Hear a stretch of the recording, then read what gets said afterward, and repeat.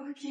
Donc, on est parti pour une nouvelle interview, un nouvel entretien avec Oumou, avec qui j'ai déjà eu le grand plaisir de pouvoir échanger, de pouvoir connaître un peu ton histoire. Et quand on avait échangé, j'avais dit ouais, ce serait super que tu puisses aussi toi-même te présenter, raconter du coup ton projet et en même temps un petit peu ton histoire. Donc, du coup, c'est parti.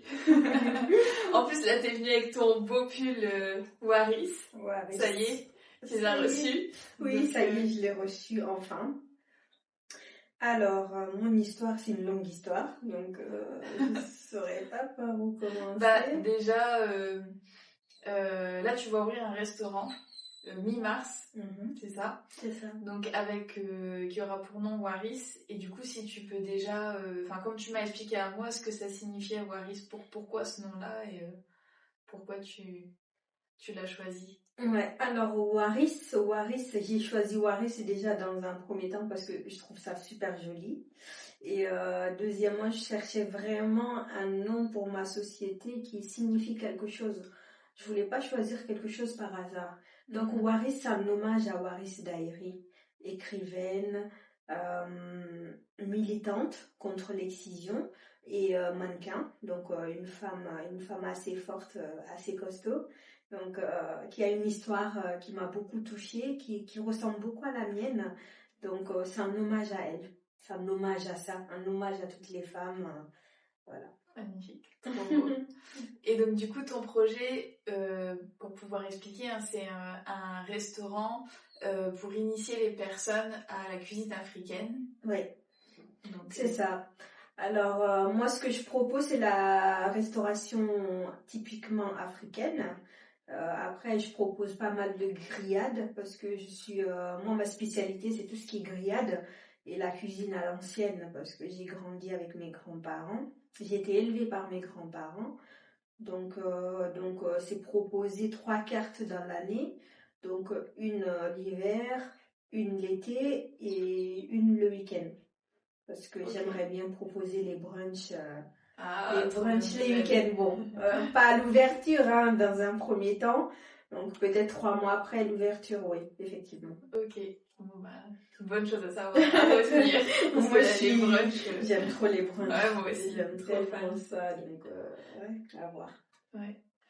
Et quand tu m'avais raconté ton histoire, qui m'a beaucoup touchée, tu m'avais expliqué du coup que cet apprentissage de la cuisine, notamment, il y a tout un lien avec ton papa d'adoption par rapport à ça. Et que j'ai trouvé ça chouette en fait, que du coup le thème la thématique de ton restaurant ce soit d'initier à la cuisine africaine, que ce soit du coup d'initier les personnes qui connaissent pas forcément, de découvrir et que toi-même tu as toute une histoire autour de ça.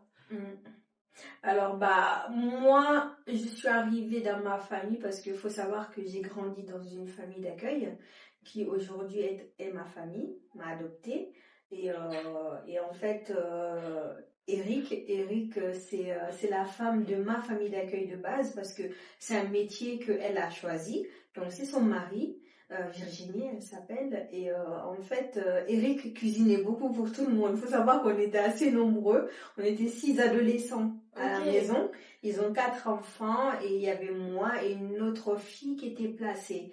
Et j'observais beaucoup Eric cuisiner et on a créé un lien autour de ça. Et c'est ce qui m'a donné envie d'être dans la restauration. Ce qui m'a donné envie de faire mes études à la restauration. Donc j'ai fait mes études à la gastronomie française. Et après, étant donné que je voulais absolument être indépendante, je me suis dit, pourquoi pas faire découvrir ma culture aux Français? Je suis moi-même française, mais c'est une façon de... Tu comprends? J'aimerais bien faire découvrir ma culture, donc je me suis dit ouvrir quelque chose qui est autour de l'Afrique. Donc voilà, c'est grâce à Eric que j'aime la cuisine, c'est grâce à lui que je veux ouvrir quelque chose qui me passionne. Aujourd'hui, je sais que la cuisine, c'est ma passion. Et ça, c'est grâce à lui, tu vois. C'est mon père adoptif et il a toujours été là pour moi. Il m'a toujours soutenue, surtout dans la cuisine, parce qu'à chaque fois, il me boostait énormément pour faire mes cuisines, pour le goûter, etc., etc. Donc voilà. Ouais, c'est trop beau. Chouette. Et du coup, est-ce que tu peux, parce qu'on n'est pas forcément initié à ça, mais du coup, c'est quoi ta culture d'origine et pour qu'on puisse découvrir un peu plus. D'accord. Alors moi, je suis d'origine guinéenne. Ok. Donc je suis guinéenne et je suis Peul. Peul, c'est une ethnie en Afrique qui nous différencie un peu, d'où les cheveux bouclés ou le teint assez clair. Il y a des Peuls foncés aussi, mais par rapport aux traits. C'est pour ça qu'on nous confond souvent avec les îles. Moi, la plupart du temps, on me prend pour une antillaise. Une antillaise ou une métissée, mais quand je dis que je suis 100% africaine, les gens sont étonnés. Donc je voulais partager cette culture-là aussi.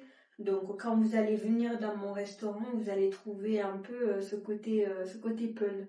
Ok. J'ai gardé ce côté D'accord. Peul un peu dans le restaurant. Et du coup, il y a des spécialités ou il y a des choses en particulier?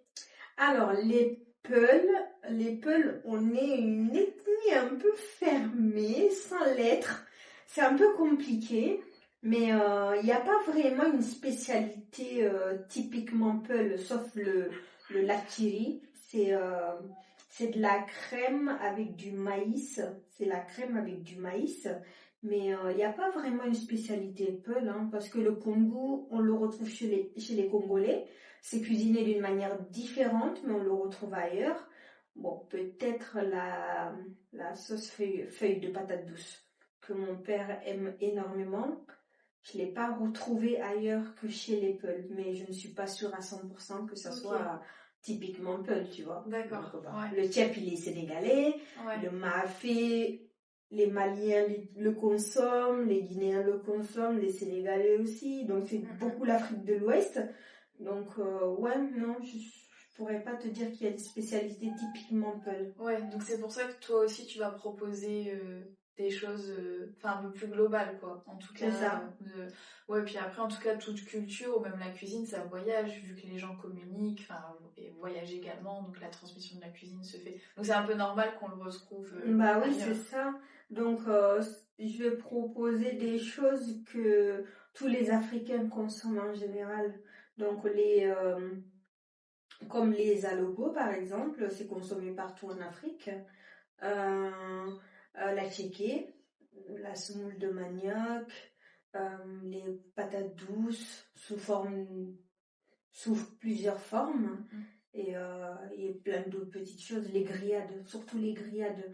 Chez nous, le poisson braisé, le poulet braisé, les brochettes, donc ouais. C'est bon, là, tu m'as donné faim. J'espère bien, même moi j'ai faim. Oh, c'est chouette. Et du coup, pourquoi ce projet-là en particulier? C'est difficile à dire. Au départ, je voulais faire une collaboration avec les Dark Kitchen pour les plats emportés, livraison et tout ça. Donc, je sais pas comment ça a dévié à un moment donné parce que j'ai dû faire quelques calculs par rapport aux locaux, etc. Je me suis dit ça en valait pas la peine. Autant faire un restaurant classique au lieu de faire une collaboration avec une dark kitchen. Mais j'avais déjà payé un dépôt de garantie que j'ai jamais pu récupérer. Mais au final, je suis bien contente du résultat en fait. Parce que c'est vraiment le restaurant que je voulais au final. Ouais, c'est vraiment ce que tu avais imaginé Ouais. avec les valeurs que tu voulais. C'est ça. Les principes que tu voulais. J'ai toujours voulu avoir mon projet à moi parce que je ne voulais plus travailler pour les autres. Je voulais être indépendante parce que j'ai déjà fait une collaboration dans le passé qui ne s'est pas très bien passée, qui m'a servi de leçon d'ailleurs pour avancer dans la vie.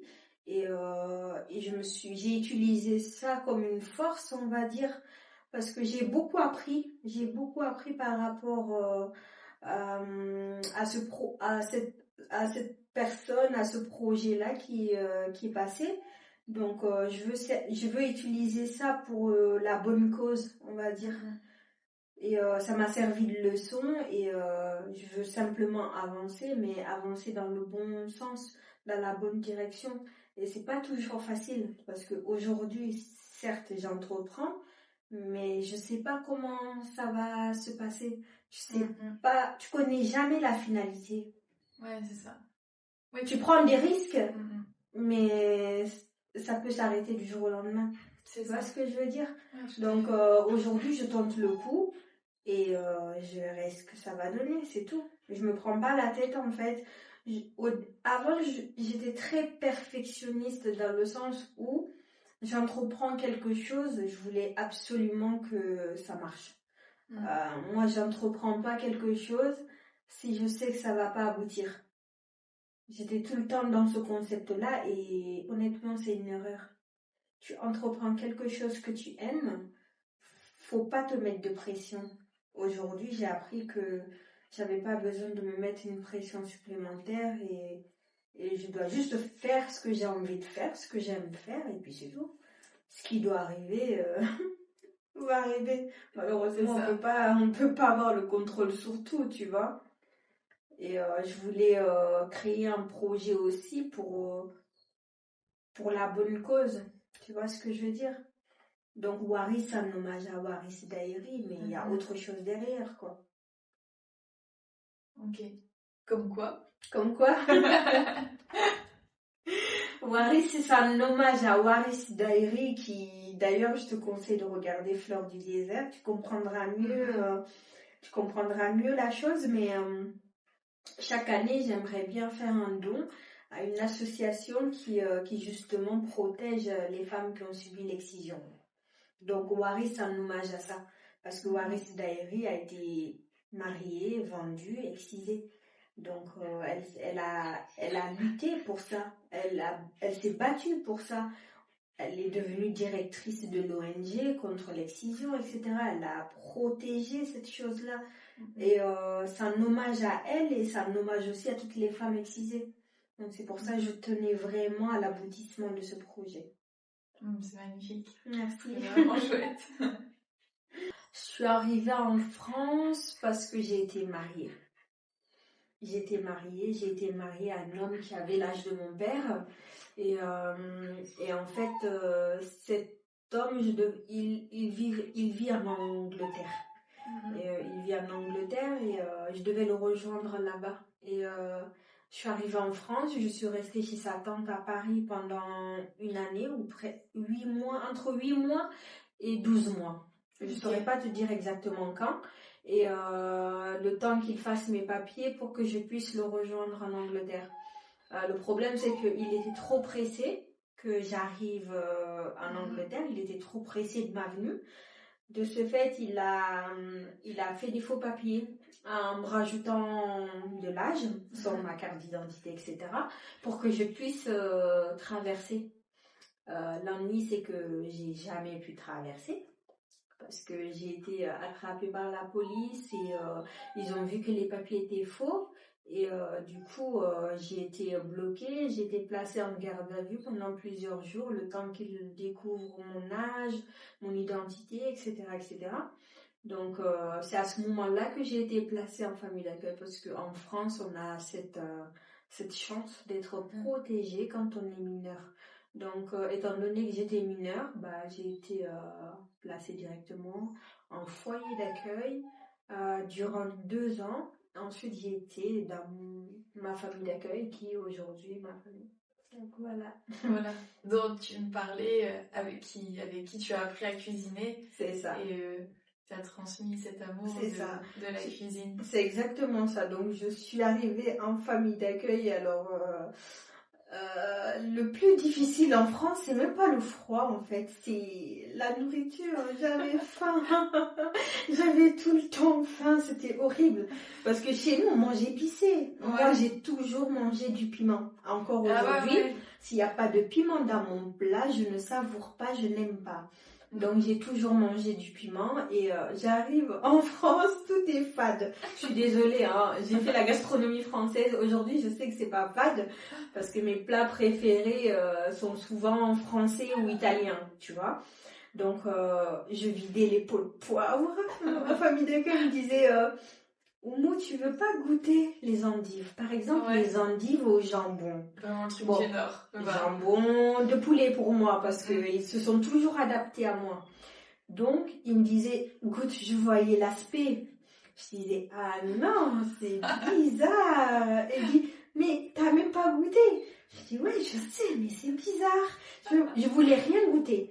Si Eric, ma famille d'accueil avec Virginie, n'était pas aussi têtu que moi, Barbara, je te jure, j'aurais jamais rien goûté. Non, mais vraiment, parce que je suis très têtue. Et moi, si tu me forces pas à faire quelque chose que j'ai pas envie de faire, je vais pas le faire. Et je suis reconnaissante pour ça. Parce que franchement, ils m'ont forcé à goûter les choses, à découvrir les choses. Mais aujourd'hui, j'aime la nourriture française, j'aime la nourriture africaine, italienne, tout. J'aime tout et c'est grâce à eux.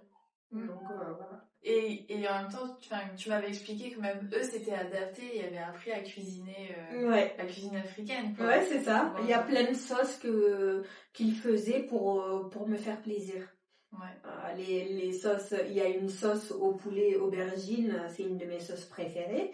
Bah, Eric, il le faisait régulièrement pour que je puisse manger. Il faisait des poulets pour que je puisse manger. Et à table, on se bagarrait pas parce que tout le monde demandait le blanc de poulet, moi je demandais les ailes. Et là où il y a les os, tu vois, là où il y a les os, je prenais ça. Les os, je leur laissais le blanc. Il n'y avait pas de bagarre par rapport à ça. Non, franchement, c'était top. J'ai tellement de bons souvenirs que... Mais c'est adorable. Franchement, c'est... Non, franchement, c'est bien. Tout le monde n'est pas fait pour être famille d'accueil. C'est vrai. Tout le monde n'est pas fait pour être famille d'accueil. J'ai vécu des choses difficiles dans ma vie. J'ai été livrée à moi-même assez jeune. Mais je suis reconnaissante. Je suis reconnaissante parce que dans mon malheur, j'ai eu beaucoup de chance. J'ai eu beaucoup de chance dans le sens où j'ai rencontré une famille d'accueil formidable. Il y a eu des hauts et des bas comme partout. Mais c'est des gens aujourd'hui, si j'ai besoin, ils sont là pour moi. Tu vois ce que je veux dire? Ouais. Si j'appelle, ils vont me dire viens à la maison. Si j'ai un problème, ils vont venir me chercher. Enfin, c'est des choses à pas lister, mais c'est juste pour te faire comprendre à quel point ils sont importants dans ma vie et je suis importante dans leur vie. Je le sais, tu vois. Donc je suis chanceuse. Je me considère chanceuse. Mais t'as un très haut degré de résilience en fait. D'arriver à voir en fait, avec tout ce qui t'est arrivé, à en tirer tout le positif. Et comme tu m'as dit juste avant, tu vois, de tes essais à l'entrepreneuriat dans d'autres domaines, ce que tu retiens en fait, c'est que il fallait passer par là pour en tirer des leçons. Et ça, c'est quand même un high level de résilience, quoi. Je sais pas, franchement, je sais pas, mais j'arrive pas à voir de négativité dans mon parcours. Dans mon parcours, la seule chose qui a été néfaste pour moi, qui a été négative, c'est ce mariage, ce monsieur qui m'a pas lâché, qui m'a gâché mon adolescence parce que j'ai été beaucoup absente sur les réseaux sociaux. Je supprimais, je remettais, je supprimais. Pas parce que j'avais envie, mais parce que ce monsieur, il me traquait. Chaque fois que j'ouvrais un réseau social, il me pistait en fait. D'ailleurs, je sais, réseau social ou réseaux sociaux? Les réseaux sociaux. Un réseau social. Ah, ça va, mon français, il est pas... J'ai appris le français ici, donc je fais attention, c'est jamais... Ah ouais, donc tu l'as appris quand t'es arrivée ici à 12 ans alors? Ouais. Incroyable. Ouais, j'ai appris le français ici. Bon, je connaissais quelques mots en Guinée, mais c'est comme l'anglais actuellement. C'est comme mon anglais actuellement, la base des bases, des bases, en dessous de la base. Moi aussi, c'est ça. Donc j'ai appris la langue française ici. Donc mon seul regret, c'est ça. Le fait qu'il m'a pisté, il m'a fait peur et que j'arrivais pas à être moi-même. aujourd'hui, j'ai plus cette peur-là et je vois pas d'autres négativités parce que si on m'avait pas mariée à ce monsieur, d'ailleurs que j'ai jamais été avec lui, hein, c'était un mariage à distance, hein, je le précise. Ouais. Donc il était en Angleterre, moi j'étais en Guinée, ils ont fait un mariage à distance coutumier. Donc certains savent ça, mais pas tout le monde.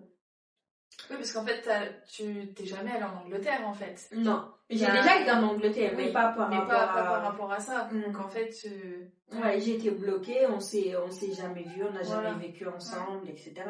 Mais c'est une chance pour moi. J'ai Ouais. été placée en famille d'accueil. Ça aurait pas été lui, ça aurait été quelqu'un d'autre dans un village très loin, quelque part. Je serai mon 10e gosse. Je sais pas.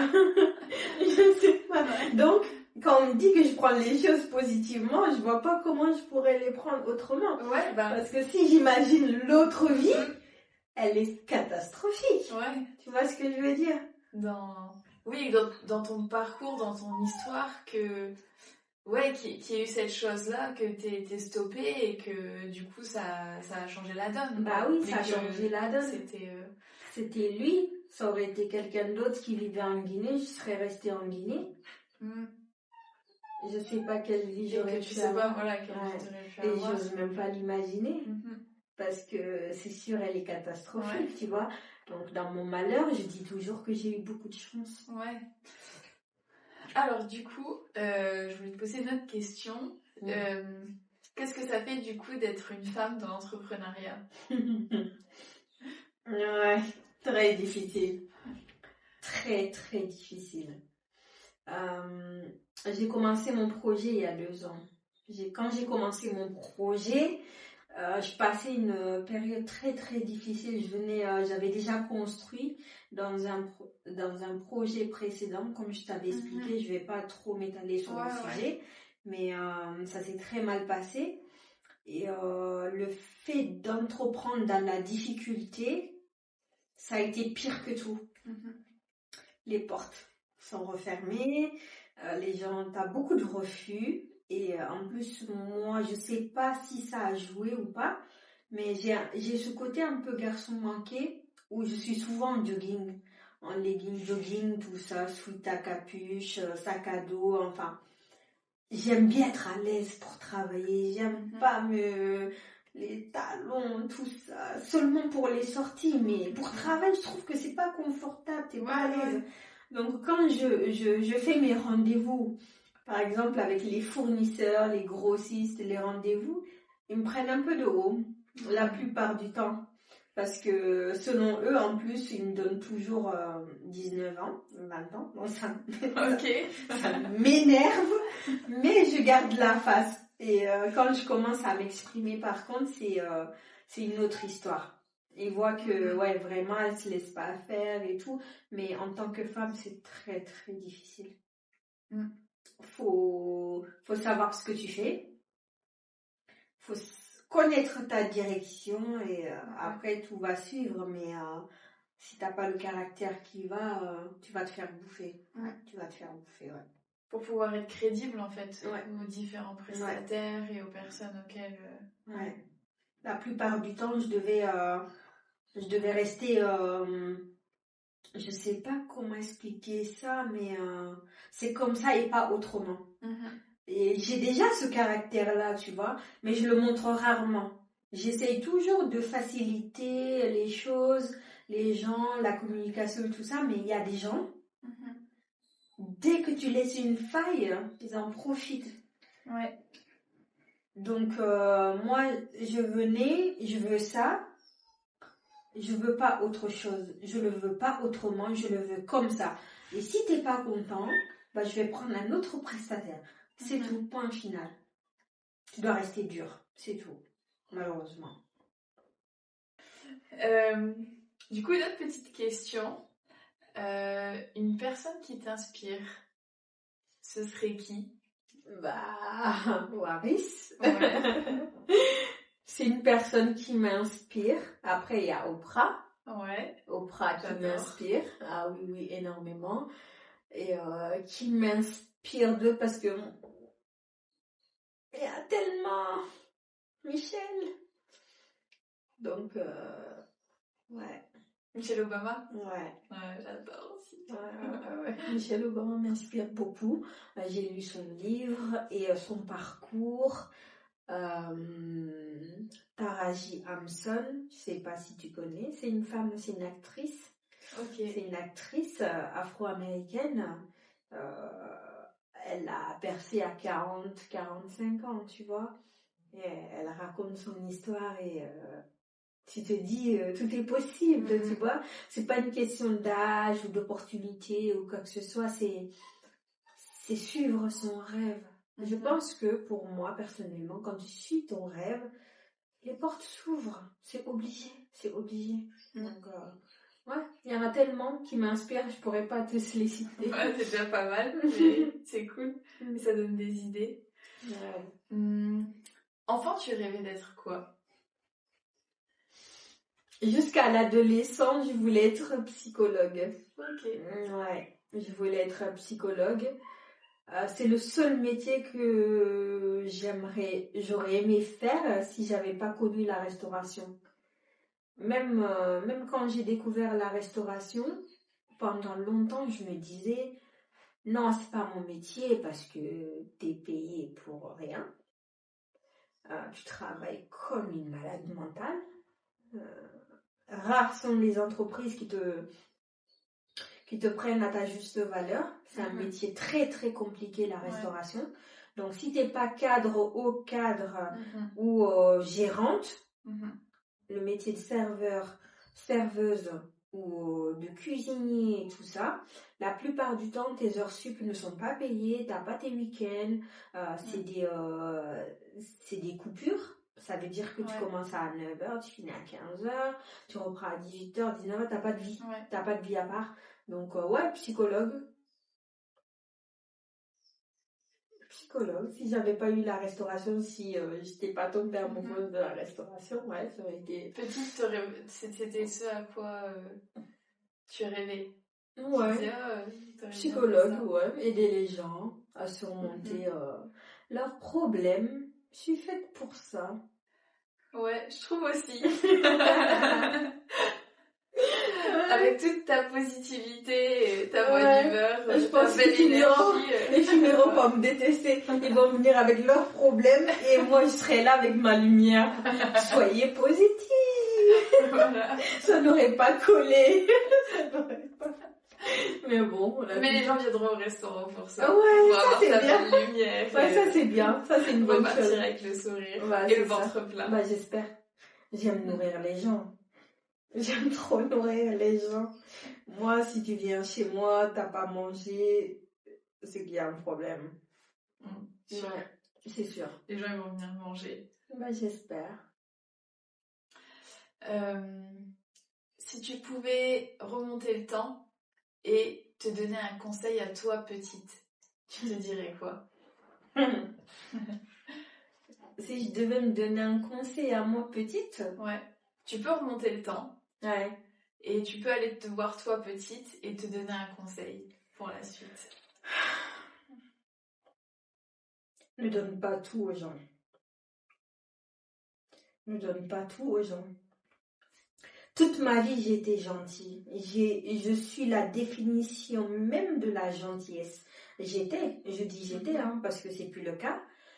Maintenant, je choisis avec qui être gentil, tu vois. Et les gens en ont profité.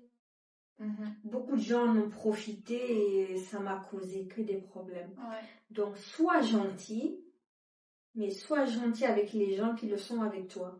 Je dis pas que je suis méchante avec les gens, mais je vais te renvoyer ce que tu me donnes, c'est tout. Donc, c'est le seul conseil que j'aurais aimé avoir étant petite et le développer avec le temps. De bien sélectionner, en fait. De bien sélectionner. Côtoie les gens, mais donne pas tout. Moi, j'ai toujours été tellement entière. Moi, je donne. Je donne sans compter. J'ai pas de limite pour donner. Parce que pour moi, c'est gratuit. Tu donnes. Ça te coûte rien. Ça te coûte quelque chose. Ça te coûte toi. Ouais, ça m'a coûté moi. Ça m'a coûté mon énergie. Ça m'a coûté ma bonté. Ça m'a coûté la santé. Santé mentale et physique. Et franchement, je ne le referai plus jamais. Plus jamais. Un bon conseil. Très bon conseil. Sélectif. Ah, très sélectif. Aujourd'hui, c'est ma famille, 2-3 amis proches, mais c'est tout. Ouais. Si tu es bonne envers moi, je serai bonne envers toi. Mais si je te sens pas, je vais pas te donner tout ce que j'ai sans raison, en fait. C'est tout. De suivre son instinct aussi. Je suis mon instinct. Je suis énormément mon instinct depuis 2 ans. Depuis 2 ans, je fonctionne qu'avec ça. Tant pis si ça te plaît pas. Non, mais on peut pas plaire à tout le monde. Comme on dit, plaire à tout le monde, c'est plaire à n'importe qui. Donc, sélectionner, c'est un très bon conseil. Moi aussi, je suis ce conseil. Donc, t'as pas le choix. Hein. Ouais. T'as bien raison. Bah ouais. Donc, du coup, l'ouverture du restaurant, c'est pour le mi-mars. Mi-mars. Ouais, je donne pas de date parce pas de date précise pour l'instant. Ok. J'attends les autorisations en fait. D'avoir tout pour. Ok. Mais en tout cas, sur les réseaux sociaux, comme ça, on pourra suivre et savoir quand ce sera la date exacte pour être au taquet. C'est ça. Et venir manger chez toi. Ouais. Donc. Et être initié du coup à cette belle cuisine africaine que moi du coup j'ai trop envie de découvrir, de donner plein de noms, plein de trucs comme ça, moi je connais rien donc bon ce sera pas trop épicé parce que pour nous avec nos palais en fait les gens confondent épicé et pimenté. Oui. Donc l'épice c'est le paprika, c'est le piment doux, enfin c'est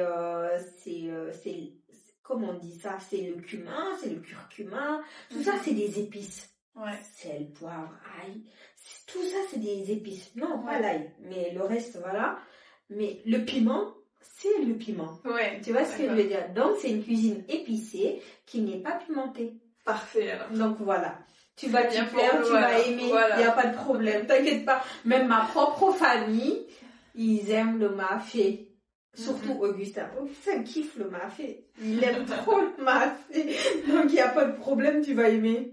Ah bah je suis sûre que je vais aimer. En tout cas. Tout le monde aime la cuisine africaine. Belle découverte et j'ai trop hâte. J'ai trop hâte.